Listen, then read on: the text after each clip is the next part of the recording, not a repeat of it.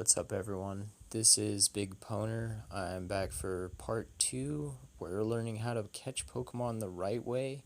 Um, to recap, real quick, we learned that we need to be throwing curveballs every single time to get our 10 bonus experience, and also to throw our balls more consistently.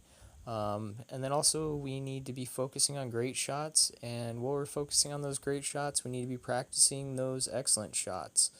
So I'm going to throw a couple pro tips at you. I'd say that these are pro tips because they're things that probably most players haven't recognized or don't really focus on. So we touched on the fact that Pokemon can attack or jump, and it's something that we can't control. Most people just can find this frustrating or just see it as a negative thing in general. I see it pretty differently, and the reason why is because if you haven't thrown your ball yet, it's going to give you a chance to guarantee that they are going to get hit and they're going to go in the ball, and you're going to at least have a chance for them to stay in a ball. The way that we do this is you need to time your throw so that the ball is hitting them right as the animation is ending. By doing this, there is a brief time in between each attack that they're not able to attack. If it's a really lively Pokemon, the window isn't that large, but it does give you a time where you can guarantee the shot. And if it's something that you practice, you're going to hit it every single time. And it's going to guarantee that they're going to stay in the ball. So that's something you're going to want to pay attention to. That's probably going to take a little bit of practice also. It's all going to be something that's a learning experience. So now the second part of this is going to be a tip on top of that tip. Something that probably less people have noticed is that the circle changes consistently every single time that a Pokemon makes an attack or jumps. And the way that it changes is the circle will be slightly larger than it was before it began this initial attack or jump. So if you pay attention to this, you can guarantee a shot. I mean, I really like it when the circle is almost completely closed and they initiate a jump animation or an attack animation, because now I know that I can guarantee myself an excellent shot as long as I throw it consistently, which on a lot of Pokemon I can. And after practicing this stuff, you're going to be at that point too. Some people may be quicker than others. Everyone learns at their own speed, but either way, you're going to be able to guarantee that you're hitting the Pokemon. The one thing that I will say is you do want to pay attention to this, and the reason why is because say you want to make sure that you hit the great shot, you're not necessarily going to want to throw it if it was right at the maximum point on the great shot, or if it was close to that maximum point on the great shot. And the reason why is because the circle is going to slightly enlarge in, and if you throw it so that it's going to hit right at the end of the animation, it's not going to give you the great shot because it's going to have increased to a nice shot. Or if it was, close to the edge of an excellent shot, then it's going to increase to a difficult great shot. So in that case, you're probably going to either want to wait, um, but you're going to be prepared and you're going to know that, you know, shortly after they end that animation, you're going to be wanting to throw the ball so that you're going to get that shot. Now, the one time that you're probably going to want to ignore that and you're just going to want to throw for right at the end of the animation is, say it's just a really lively Pokemon and it's already eaten up some time, and you don't want to risk continuing to waste more on catching this Pokemon. Then yeah, just go ahead and throw it, get it in the ball, and get on to the next Pokemon. The other time that you're going to possibly want to do this, I do this sometimes, is, if it's something that I really want and I just want to get it in the ball, I want to catch it, that's going to be another good time to just go ahead and do that. I mean, it's probably better to get your experience always, but we all get excited about some Pokemon or really want a Pokemon, and sometimes, you just don't care and you just want to catch it.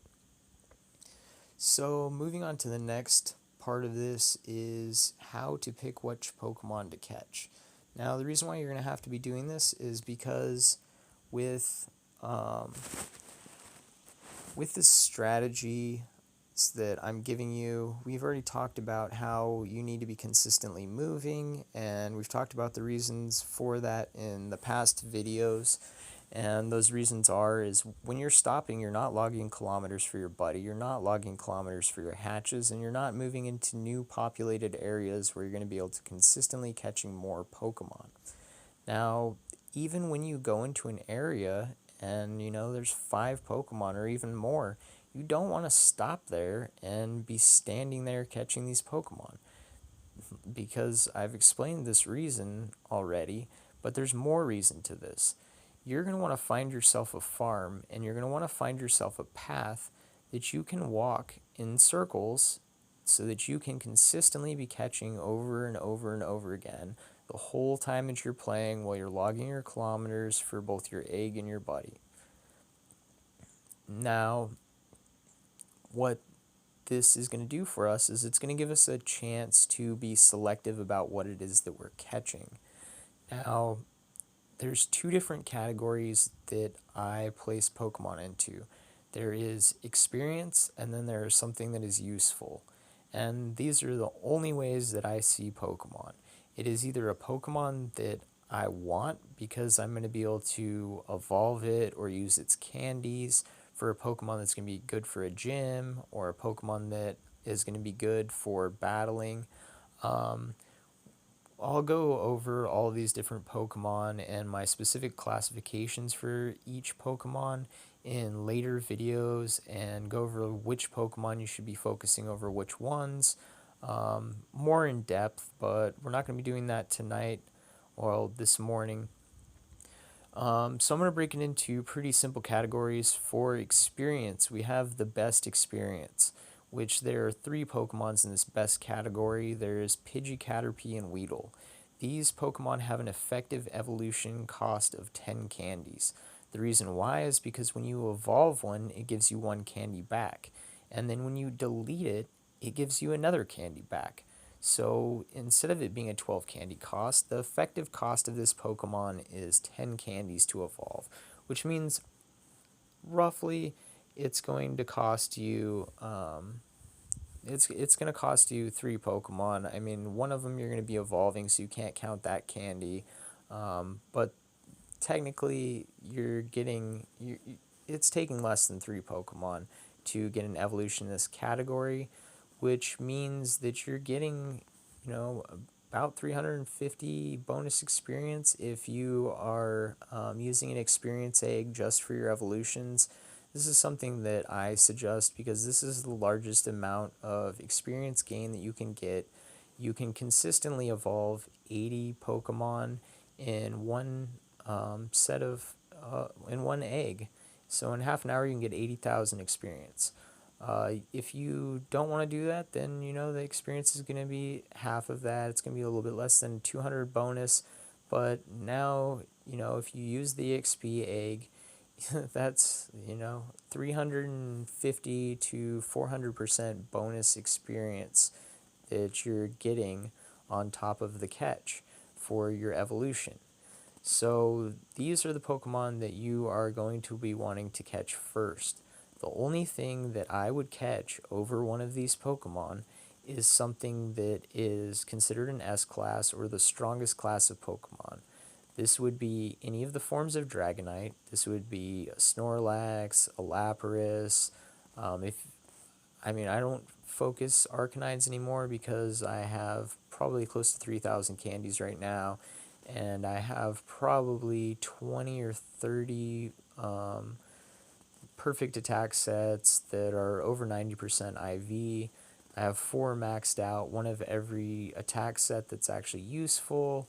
So, I really don't have any reason for catching these, and they're particularly hard Pokemon to catch. The reason why is because they break out a lot, they attack a lot, they jump a lot. So when you're focusing on farming experience, or in my case now, I'm just farming Stardust, things like that are not going to be a good thing to focus. But anything that you really want, those are the only things that you are going to be catching over these Pokemon. And there's not very many Pokemon in this category.